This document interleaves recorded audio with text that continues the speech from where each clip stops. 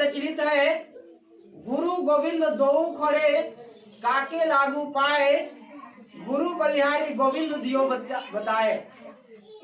यानी एक बार भगवान और गुरु एक साथ खड़े थे, तो उनका शिष्य, एक जो गुरु थे उनका एक शिष्य असमंजस में पड़ गया कि भगवान भी आए हुए हैं और साथ ही हमारे गुरु भी आए हुए हैं, तो हम पहले किनका सम्मान करें, किनको प्रणाम करें। तो भगवान इशारा करते हैं, गुरु बलिहारी गोविंद दियो बताए, गुरु को पहले जो है जाके सम्मान करो, इसके बाद हमें। यानी कि यहाँ से हमको समझ में आता है कि भारतीय परंपरा शिक्षकों के लिए भगवान से ऊंचा स्थान रखता है।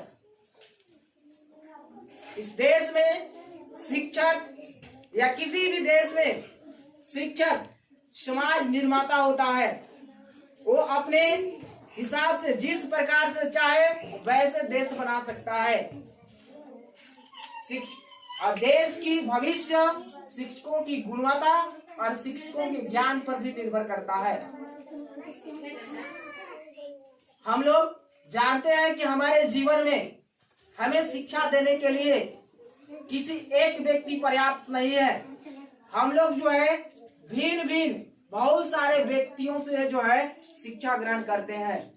सबसे पहला शिक्षक जब बच्चा छोटा होता है, जब बोलना स्टार्ट करता है, तो आपके जो मम्मी होती है ना, मम्मी सबसे पहले आपको सिखाना स्टार्ट करते हैं। यानी कि किसी दूसरे शिक्षकों के पास जाने से पहले सबसे पहली शिक्षिका के रूप में आपकी माता जी है, आपकी मम्मी है, इसके बाद आपके पिता है, आपके परिवार है, इसके बाद गांव समाज, इसके बाद स्कूल में बच्चे लोग आते हैं, तो यहाँ पे शिक्षक के रूप में हम लोग मिले हैं। और इसके बाद आप लोग उच्च क्लास में जाओगे, दूसरे विद्यालय में जाओगे, वहाँ पे नए नए शिक्षक मिलेंगे, शिक्षिका मिलेंगे। यानी भविष्य में और भूत में अगर देखें तो हमारे जीवन में बहुत सारे वैसे लोग हैं जो हमें हमारी भविष्य के लिए, हमारे जीवन के लिए सकारात्मक बनाने के लिए आपको सही मार्गदर्शन प्रस्तुत करते हैं। और याद रखेंगे सभी लोग कि आपको जिससे भी आपके मार्गदर्शन प्राप्त होता हो, आपको नई राह दिखाता हो, आपको समस्या में अगर जूझ रहे तो समस्या से निकलने का तरीका बताता हो, समस्या का हल करता हो, तो वो आपके लिए शिक्षक है और वो सम्मान का पात्र है। उसको आपको सम्मानित करना चाहिए। शिक्षक जो है किसी भी परिस्थिति में बच्चे को या जो उनसे कुछ ज्ञान अर्जित करना चाहता है, समस्या से समाधान प्राप्त करना चाहता है, तो उसके लिए शिक्षक हमेशा तत्पर रहता है। शिक्षकों की सम्मान करने के लिए उद्देश्य से ही ये आज हम लोग जो है सर्वपल्ली राधाकृष्णन जी के जयंती पर शिक्षक दिवस मना रहे हैं। आप लोग जैसा कि मैम बताए, मिस लोग बताए कि सर्वपल्ली राधाकृष्णन जो है भारत के प्रथम उपराष्ट्रपति रहे। इसके बाद दूसरे राष्ट्रपति के कार्यकाल के रूप में सर्वपल्ली राधाकृष्णन काम किए।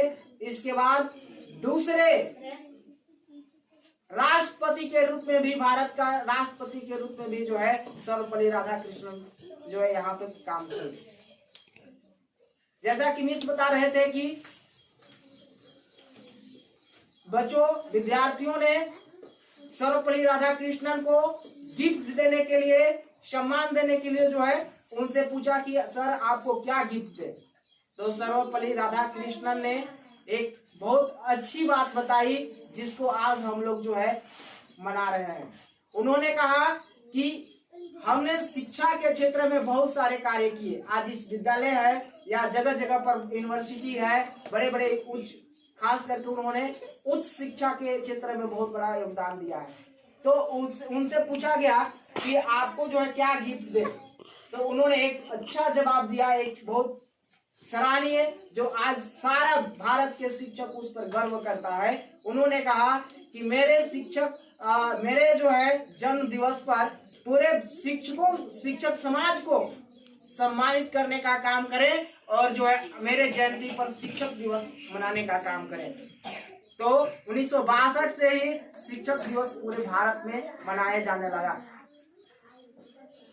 आप लोग जो है अपने भविष्य में ये चीज ध्यान रखेंगे कभी भी कि अगर किसी प्रकार के कोई उलझन में है, कोई समस्या में है, किसी चीज की कमी में है, तो आपको अपने शिक्षकों से सहायता लेना चाहिए, उस समस्या को शेयर करना चाहिए, उनसे बताना चाहिए कि सर हमारे पास ऐसी स्थिति है, उस स्थिति से हम कैसे निकले।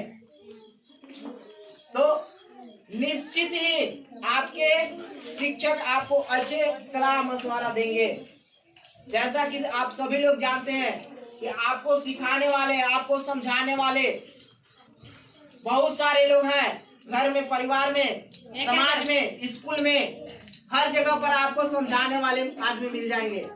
लेकिन याद रखेंगे कि जो आपके माता पिता हैं, जो आपके मम्मी पापा हैं, वो जो समस्या का हल बताएंगे, वो जो आपको अच्छा करने के लिए बताएंगे, उनसे अच्छा आपको कोई नहीं बताएगा, क्योंकि आपके बारे में सबसे अधिक वही जानते हैं और आपका भविष्य उज्जवल हो सबसे अधिक कामना वही करते हैं। इसके बाद माता पिता के बाद इसके बाद जो है आपके जो शिक्षक ही होंगे, जो आपको सही मार्गदर्शन हमेशा देने के लिए तत्पर रहेंगे और शिक्षक जो है आपको अच्छे मार्ग पर जाने के लिए, समस्या के समाधान के लिए आपको उपाय बताएंगे।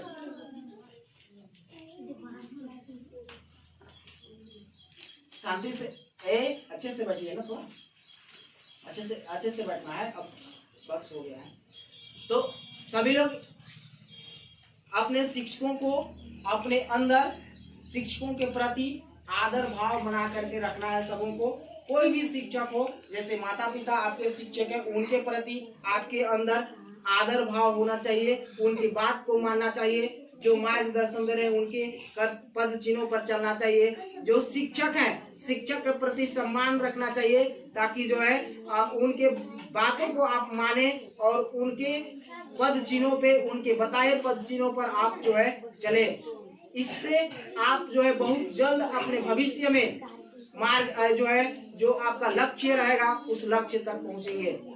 तो कभी भी अपने शिक्षक को उपेक्षा नहीं करना है, हमेशा सम्मान करना है। या कहीं का टीचर हो या कैसा भी हो, जहाँ शिक्षा प्राप्त किए वो हमारे लिए भगवान है, दूसरे के लिए कुछ भी हो। तो शिक्षकों का जो सम्मान है आप सबों से अपेक्षा है कि हमेशा करते रहेंगे। शिक्षक किसी चीज के लिए भूखा नहीं होता है, ध्यान रखना है।